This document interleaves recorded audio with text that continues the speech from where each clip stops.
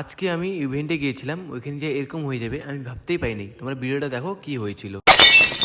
আমি আমার বন্ধু মিলে যাচ্ছি, বাইশ মিনিট বসেছিলাম জন্য আমাদের 22 মিনিট বসেছিলাম।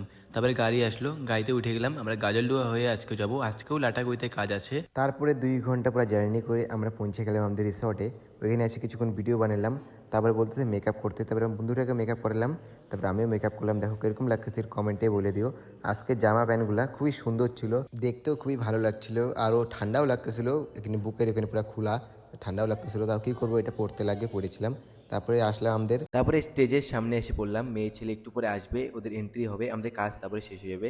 আমাদের শুধু আসে, এন্ট্রি করে দিই, আমাদের কাজ শেষ হয়ে যায়। তারপরে আমাদের কাজ শেষ হয়ে গেছিলো, ওইটা ভিডিও করতে পারিনি, তখন আমরা কাজ করতেছিলাম তার জন্য।